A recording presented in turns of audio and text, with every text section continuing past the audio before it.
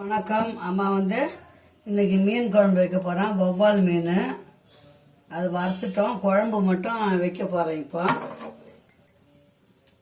இப்போ எண்ணெய் ஊற்றியாச்சு. அடுப்பில் கடாய் தவா போட்டாச்சு. கடாய் போட்டாச்சு. எண்ணெய் ஊற்றிக்கிறேன். காயுது பாருங்கள். 1 ஸ்பூன் மிளகு போட்டுக்கோங்க. 1 ஸ்பூன் சீரகம். மிளகாய் தனியால் போட்டால் கூட இப்படி அரைச்சி வச்சோம்னா குழம்பு நல்லாயிருக்கும்.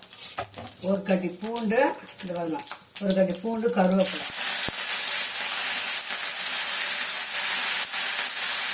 1 பெரிய வெங்காயம், ஒரே ஒரு பெரிய வெங்காயம், 2 சின்ன தக்காளி.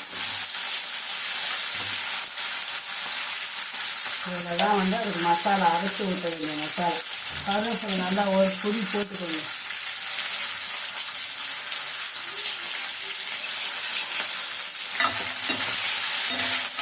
ஒரு புளி கருவேப்பிலை போட்டால் தான் குழம்பு நல்லா டேஸ்ட் ஆகும்.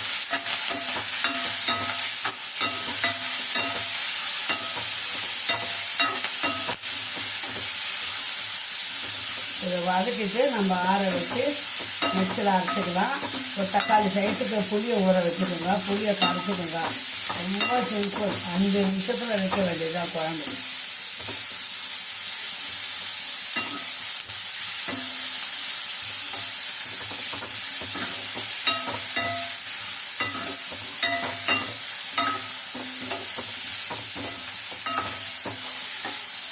இப்போ இது நல்லா வதங்கிட்டோம். வதங்கி ஆறுன அப்புறம் அம்மா அரைச்சினாங்க.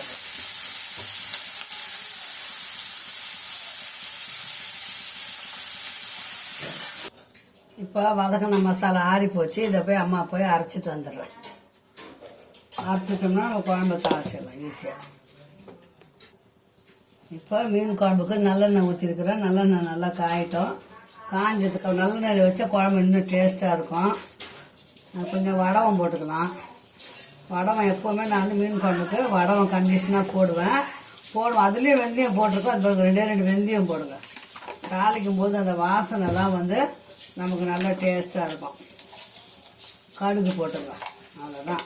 நல்லா பொரியட்டும்.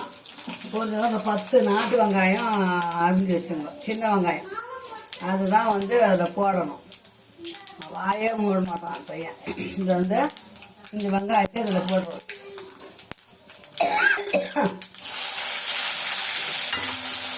கொஞ்சம் அது நல்லா எண்ணெயெல்லாம் வதங்கிட்டு நம்ம இந்த அரைச்ச மசாலாவை இதில் போட்டுக்கலாம். அவ்வளோதான். மசாலா நல்லா கம்மி பண்ணிக்க போகிறேன். மீன் குழம்பு மசாலா வந்துருக்கேன். அதை இதில் போட்டுக்கலாம்.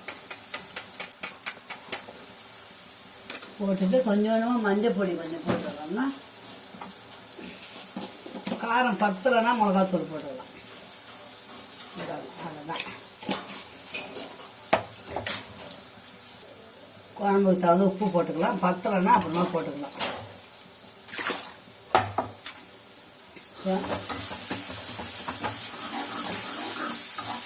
அது நல்லா வதங்கணும். நல்லா வதங்கிடுச்சுன்னா நம்ம குழம்பு புளி கரைச்சதை எடுத்து ஊற்றிக்க வேண்டியது. இப்போ அரைச்சது மசாலா எல்லாம் வதக்கியாச்சு. நம்ம புளி தண்ணியை ஊற்றிக்கலாம்.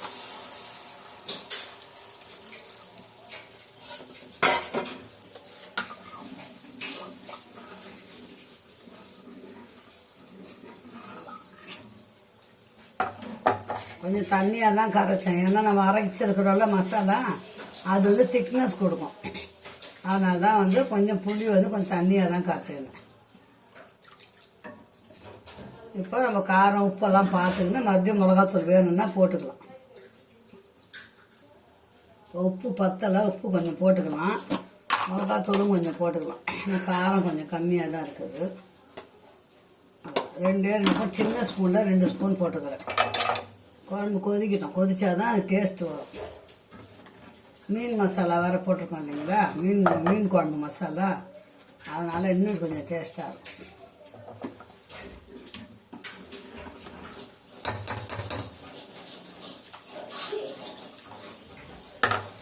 நல்லா குழம்பு கொதிக்கிட்டோம். கொதிச்ச அப்புறம் மீன் இப்போ குழம்பு நல்லா கொதிக்குது. உப்பு காரம் பார்த்துக்கலாம்.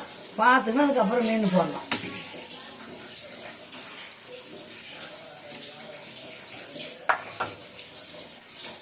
உப்பு கொஞ்சம் கம்மியாக இருக்கும். இப்போ குழம்பு கொச்சிச்சு உப்பு காரம் சரியாகுது.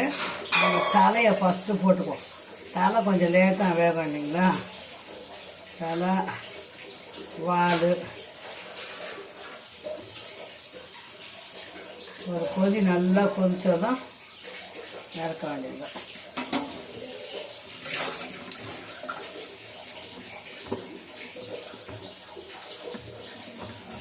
குழம்பு நல்லா கொதிக்கிட்டோம்.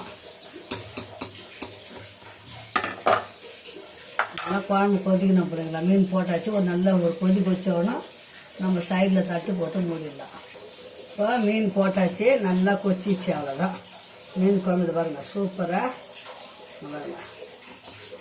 எதுங்க காட்டுறேன் உங்களுக்கு. அதுதாங்க வவ்வால் மீன் எப்படி தெரிஞ்சுங்களா. வவ்வால் மீன் குழம்பு ரெடி ஆகிடுச்சு. ரொம்ப கிண்டுனா மீன் உடஞ்சிடும், அவ்வளோதான். சாதம் வச்சாச்சு, முட்டை மட்டும் வேக வச்சிட்டோம்னா இன்னைக்கு வேலை முடிஞ்சுது. மீண்டும் ஒரு நல்ல வீடியோ சந்திக்கலாம். பாய் சேனலுங்களா. அம்மா சேனல் சப்ஸ்கிரைப் பண்ணி லைக் பண்ணி ஷேர் பண்ணுங்கள், கமெண்ட் பண்ணுங்கள். எதுலனாலும் கேளுங்க, அம்மா சொல்லித்தரேன். ஓகே பாய் சேனலுங்களா. இந்த வீடியோ இதோட முடிச்சுக்கலாம். மீண்டும் ஒரு நல்ல வீடியோ சந்திக்கலாம். பாய்.